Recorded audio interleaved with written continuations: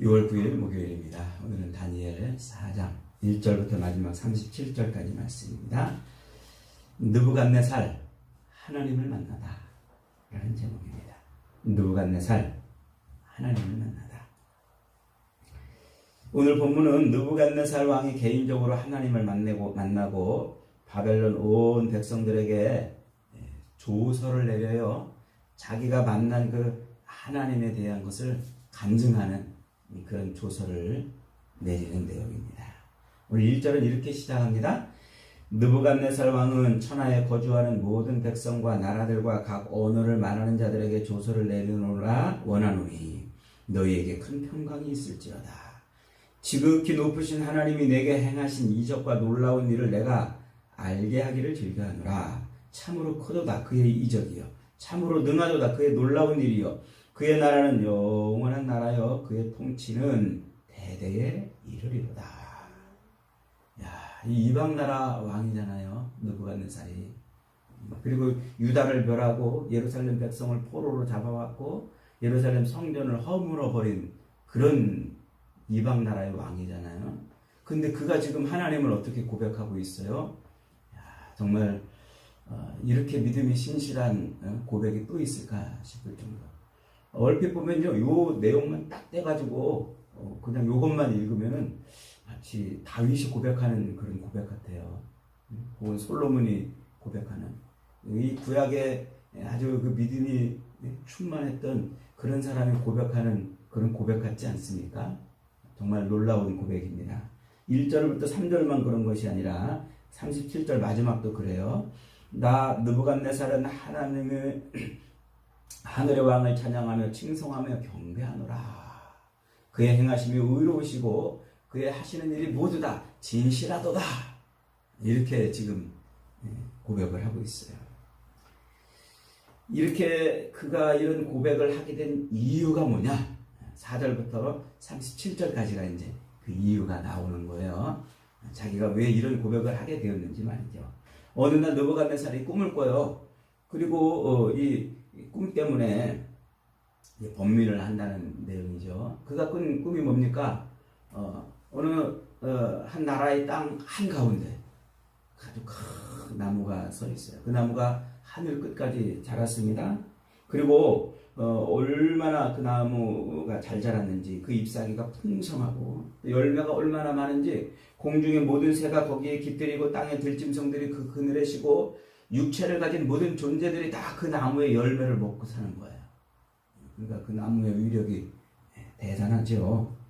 그런데 한 순찰자가 갑자기 하늘로부터 내려와가지고 그 나무를 베고 그루터기 밑둥만 남겨두라 이렇게 명령합니다. 그러자 그 나무의 의지에서 살던 모든 새들도 떠나고 짐승도 떠나고 그 홀로 된 그 그루터기, 그 홀로 된 그루터기만 쇠와 놋줄에 동여가지고 묶인 채 이슬을 맞고 살고 그리고 짐승처럼 풀을 먹고 그렇게 생명을 하루하루 유지하며 7대를 지났다 이런 내용입니다. 이 꿈을 꾸고서는 이게 도대체 무슨 꿈이냐? 번민을 하다가 바벨론에 있는 모든 박사들과 술객들과 점쟁이들을 다 모아가지고 그 꿈을 해석해달라고 말합니다. 2장에서는 자기가 꾼 꿈의 내용을 말하지 않았어요. 그러니까 이 술객들이 왕이요 우리에게 그 꿈 내용을 말해주셔야 우리가 해석할 거 아닙니까? 그랬잖아요. 그러니까 느부갓네살이 뭐라고 그랬습니까? 이놈들아 내가 꾼 꿈을 너희에게 말하면 너희가 그 뜻은 이렇습니다 라고 이렇게 해석하면 그게 맞는지 틀리는지 내가 어떻게 알겠냐 이러면서 그들을 다 죽이라고 명령했었다고 그랬죠. 근데 이번에는 다 그 꿈을 말해줬어요. 그런데도 이 박사와 술객들과 점쟁이들이 아무도 그 꿈이 무엇을 의미하는지를 풀어내지를 못했습니다. 그러자 이 느부갓네살이 다니엘을 불렀어요. 다니엘이 그 꿈의 내용을 다 듣더니 깜짝 놀라고 번민을 합니다. 그러면서 왕에게 이렇게 말합니다. 왕이여 그 꿈 내용이 딴 사람에게 임하고 그렇게 되었으면 좋겠습니다. 아마 범상치 않았던 꿈이라 듣겠던 것 같아요. 그러니까 느부갓네살이 떨지 말고 말해봐라 무슨 내용이냐? 궁금해 죽겠다. 그러자 다니엘이 그 꿈을 해석해 줍니다. 왕이요, 그 크고 높고 울창하게 자란 그 나무는 바로 왕이십니다. 그 왕을 통해서 수많은 사람들이 거기에 기대서 먹고 살고, 그 권세로 많은 생명들이 그 권세로 생명을 유지하고 있는 것입니다.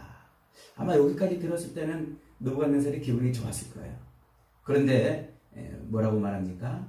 하늘의 권세자가 내려와서 밑둥을 자르고, 밑둥만 남겨놓고 자르고서, 그리고 그 밑둥이 쇠사슬에 결박돼 가지고 이슬을 맞고, 그리고 소처럼 풀을 먹을 것이고, 그렇게 7년을 지낼 것입니다. 그러면서 다니엘이 거기다 덧붙입니다. 왕이요, 그 왕이 하늘의 하나님 앞에 공의를 행하고, 그리고 가난한 자들을 돕고 정의를 시행하소서. 그러면 혹시 하나님의 긍휼을 얻을 수 있을 것입니다. 이렇게 얘기를 해줍니다. 그리고서 1년이 지났어요. 아마 느부갓네살이 그 말을 듣고 엎드려서 회개하지는 않았던 것 같아요. 그리고 1년이 지난 거예요. 1년이 지나서 느부갓네살 왕이 바벨론 왕궁의 지붕에서 거닐 때에 30절입니다. 나 왕이 말하여 이르되 이 큰 바벨론은 내가 능력과 권세로 건설하여 나의 도성으로 삼고 이것을 내 위엄의 영광을 나타낸 것이 아니냐고 이렇게 큰 소리를 외쳤어요. 그러니까 지금 이 바벨론, 어마어마한 이 바벨론, 세계를 정복하고, 그리고 이 세계 7대 불가사의 중에 하나라고 하는 공중정원을 세운 그런 업적을 지금 기리고 있는 것 같아요. 그러면서 내가 이런 일을 행했노라 하면서 그렇게 자랑하고 외치는데, 그 말이 채 끝나기도 전에 어떤 일이 벌어져요? 그 꿈대로 이 느부갓네살이 정신이 미칩니다. 그리고서는 그가 꿈대로 이제 풀을 먹고 이슬을 맞고 미쳐가지고 짐승처럼 그렇게 7년을 보냈다 하는 얘기예요. 그 7년을 보내고 어느 날 자기가 하늘을 우러러 봤더니, 요게 하나님을 만나서 회개했다 이런 표현인지는 정확하지 않아요. 어쨌든 하늘을 우러러 봤더니 총명이 다시 돌아왔다. 그리고 잃어버렸던 왕위를 다시 되찾고 그가 다시 왕이 되었다. 그러면서 이제 그가 마지막 이런 고백을 하는 거예요. 하나님은 세상 모든 것을 통치하시고 교만한 자를 낮추시는 분이고, 그가 행하시는 일에는 조금도 거짓이 없고 다 진실하신 분이다. 그러면서 하나님을 지금 이렇게 찬양하고 높이고 찬송하고 온 바벨론 백성들에게 조서를 내려서 하나님을 소개하는 내용이 오늘 본문의 내용입니다. 제가 오늘 본문을 읽으면서 그런 생각을 해봤어요. 야, 이 다니엘이 지금 이 느부갓네살 왕의 그 개인적 체험, 그것을 간증으로 모든 백성들에게 이렇게 다 외치게 한 이유가 뭘까? 이렇게 자세하게 이런 내용을 적은 것 이유가 뭘까? 이렇게 한번 생각을 해봤어요. 오늘 본문에는 이 연대를 측정할 수 있는 정확한 숫자나 날짜나 이런 게 나오지는 않습니다. 그런데 이제 4절에 보니까 그가 뭐라고 그랬어요? 내 집에 편안히 있으면 내 궁에서 평강할 때. 그리고 29절에 보니까 12달이 지난 후에 내가 바벨론 왕궁의 지붕에서 거닐 때. 그러니까 이제 적어도 이 느부갓네살이 모든 전쟁을 끝내고 세계를 정복하고 이 왕궁을 튼튼하게 한 때인 것은 알 수가 있어요. 그러니까 이때가 언제냐면 BC 586년에 예루살렘을 정복하잖아요. 그리고 성전을 허물어버리고 유다 백성들을 포로로 잡아와요. 그 유다 백성들을 586년에 포로로 잡아오는데 582년에 또 2차로 또 잡아와요. 그러니까 두 차례에 걸쳐서 유다 백성들을 포로로 잡아온 때이죠. 그러니까 느부갓네살이 역사의 전면에 등장하는 때가 언제냐면 BC 605년이에요. 606년부터 605년. 그때 애굽과 갈그미스 전투에서 애굽을 대패하고 승리를 거두잖아요. 큰 승리를 거두잖아요. 이때 아버지 나보폴라사를 이어서 그 전쟁에서 승리를 하는 왕이 바로 사람이 바로 느부갓네살이에요. 그리고 돌아와서 이제 한 2년 있다 왕의 취임식을 해요. 아버지의 뒤를 이어가지고. 그리고 그 602년경, 603년이나 2년경 바벨론의 왕이 돼가지고 586년에 예루살렘을 정복하고, 그리고 580년경에 세계를 정복하는 일을 끝내요. 그리고 언제 죽습니까? 562년에 죽어요. 그러니까 586년에 예루살렘을 정복하고 562년에 죽으니까 요 기간이 24년쯤 돼요. 그러니까 이 느부갓네살이 지금 이렇게 짐승처럼 풀을 먹고 이슬을 맞고 막 발톱이 독수리 발톱처럼 돼가지고 머리털도 막 길고 이 짐승처럼 사는 기간이 24년 언젠가예요. 언젠가. 그런 언젠가 기간. 그러니까 그가 이제 세계를 다 정복하고, 그리고 562년에 죽기 언젠가 전에 저 미디아 왕국의 아미티스라는 여인을 왕비로 맡고서 세계 7대 불가사의라고 하는 공중정원을 세워요. 공중정원은 하늘에 매달린 게 아니고 이 높은 탑처럼, 그렇게 딱 그 탑처럼 왕궁을 세우는 거예요. 그리고 각 층마다 정원처럼 이렇게 꾸며놨어요. 물이 없는 그 사막 지역에 물을 끌어다 놓는 거예요. 아마 이제 이 유다 백성들이 물을 끌어들이는 수로를 파는 일들을 했던 것 같아요. 에스겔이 그발 강가에서 하나님의 환상을 보잖아요. 그 그발 강가가, 그발 강이 자연 강이 아니고 운하거든요. 운하. 그러니까 그 공중 정원을 세워놓고 거기에 물을 대는 그런 작업에 이제 이 노예들이 동원이 된 거겠죠. 그러니까 그렇게 다 그걸 완성하고, 그리고서 이제 이 느부갓네살이 그 자기의 업적을 자랑하고 막 이러고 있던 때, 그러다가 이제 지금 이런 일을 겪은 거예요. 그러니까 이제 시선을 느부갓네살에서 이렇게 돌려서 이스라엘 백성들에게로 한번 돌려보세요.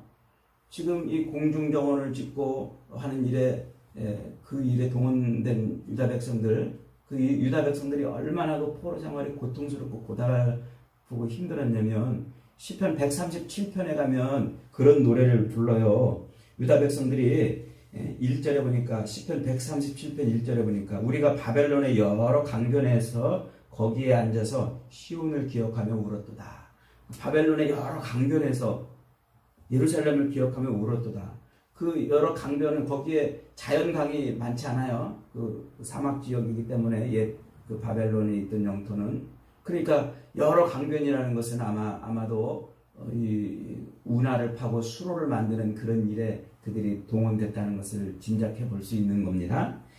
그러니까 그런 일에 동원돼 가지고 얼마나 고통스러운 삶을 살았겠어요. 얼마나 힘들고. 자기들을 감독하는 바벨론인들은 자기들에게 노래를 불러보라 그러고 막 그런 일도 시켰다고 시편 137편에서는 말하잖아요. 그리고 그들이 그렇게 해서 그 노예 생활이 얼마나 힘이 들었는지 시편 137편 8절 보면 이렇게 저주를 해요. 멸망할 딸 바벨론아, 네가 우리에게 행한 대로 네게 갚는 자가 복이 있으리로다. 네 어린 것들을 바위에 메어치는 자는 복이 있으리로다. 바벨론이 자기들에게 행한 대로 그렇게 바벨론에게 행하는 자가 복을 받을 것이다. 이 저주죠. 그리고 바벨론의 그 어린애들을 바위에 맺히는 자들이 복이 있을 것이다. 그러니까 얼마나 한이 맺히고 얼마나 고통스러운 삶을 살았겠습니까? 그러니까 지금 예루살렘에서 이제 예루살렘 성전이 허물어지고 포로로 잡혀간 그 유다 백성들은 눈물을 흘리면, 땀을 흘리고 눈물을 흘리며 피눈물을 흘리면서 노예 생활을 하고 있는 거예요. 그들은 그런 노예 생활을 하면서 아마 하나님을 궁금했을 거예요. 하나님이 진짜 계신가? 바벨론 신보다 우리 하나님은 힘이 없는 신이 아니신가?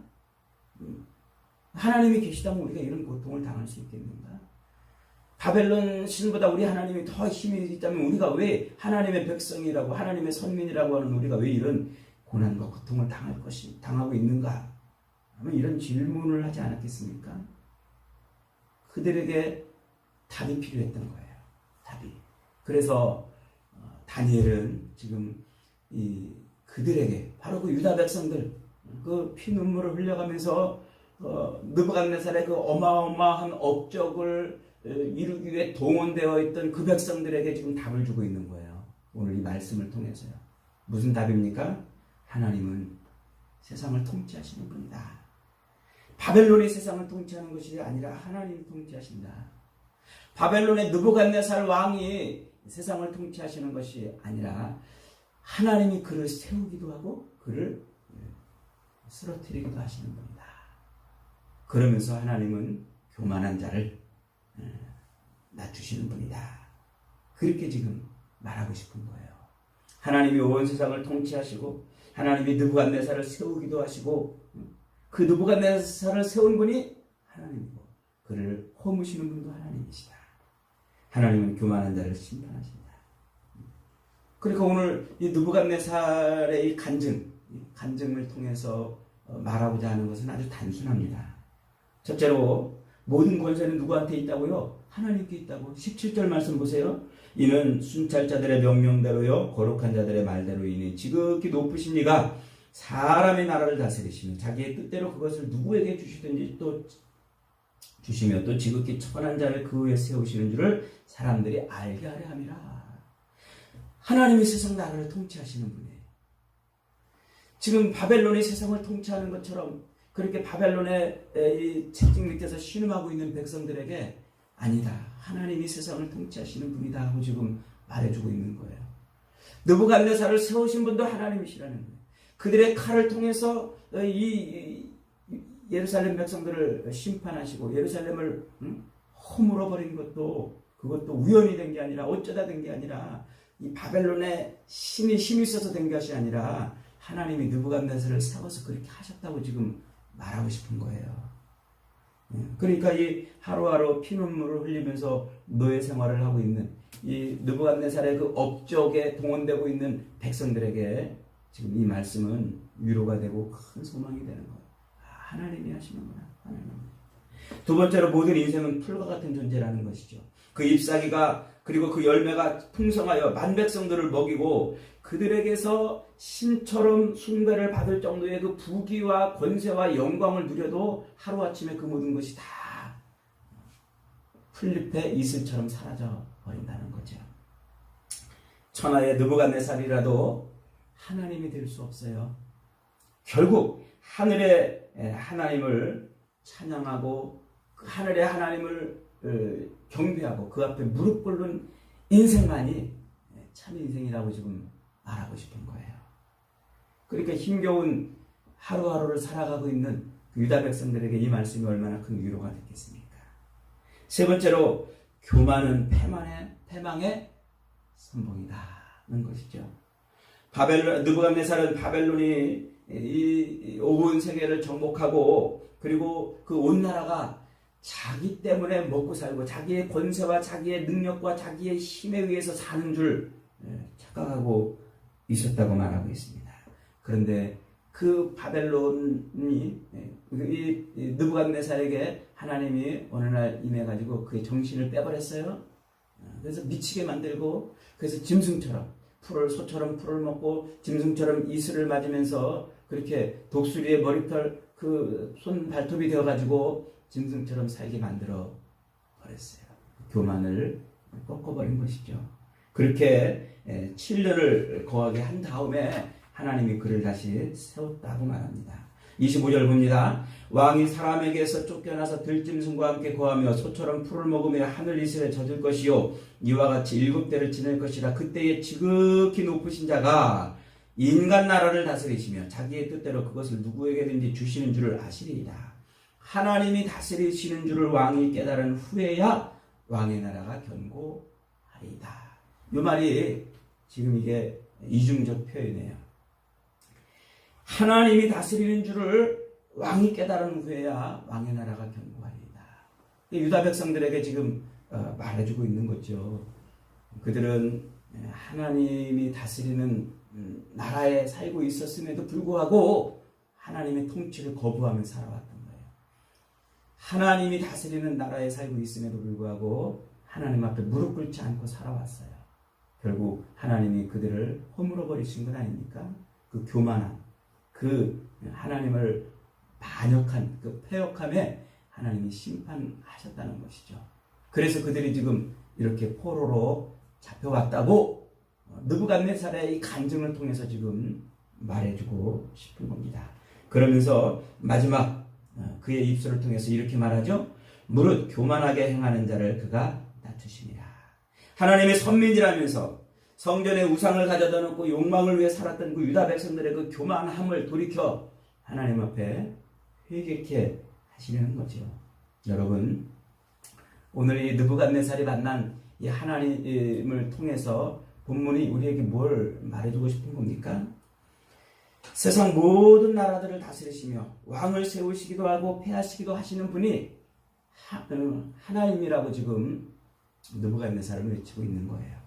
그가 하나님 앞에 진실이 회개하고 회심하고 하나님 앞에 돌아왔는지는 정확히 알 수 없지만 그는 이 간증을 통해서 지금 그렇게 외치고 있는 거죠. 이 외침을 통해서 유다 백성들에게 듣게 하는 거예요. 지금도 살아계셔서 인생의 생사, 화복과 빈부, 귀촌을 주관하시고 모든 역사를 주관하시는 분이 느부갓네살의 입을 통해서 유다 백성들과 지금 듣게 하시는 거예요. 겸손한 자를 기뻐하시고 교만한 자를 책망하시고 그들을 낮추시는 분이 심판하시는 분이 하나님이시다고 지금 이 느부갓네살 입을 통해서 지금 유다 백성들이 듣게 하는 거예요. 그래서 바벨론 온 땅에 있는 모든 나라, 모든 언어를 쓰고 있는 모든 자기 손 끝에 있는 나라 백성들에게 이렇게 지금 느부갓네살이 조서를 내려서 외치게 하는 거죠. 이 조서를 통해서 유다 백성들은 하나님 앞에 우리가 그만했구나. 우리가 하나님 앞에 온전치 못했구나 하는 것을 듣고 깨닫게 하는 것입니다. 바로 오늘 이 말씀은 그것을 우리에게 말해주려고 하는 것이죠.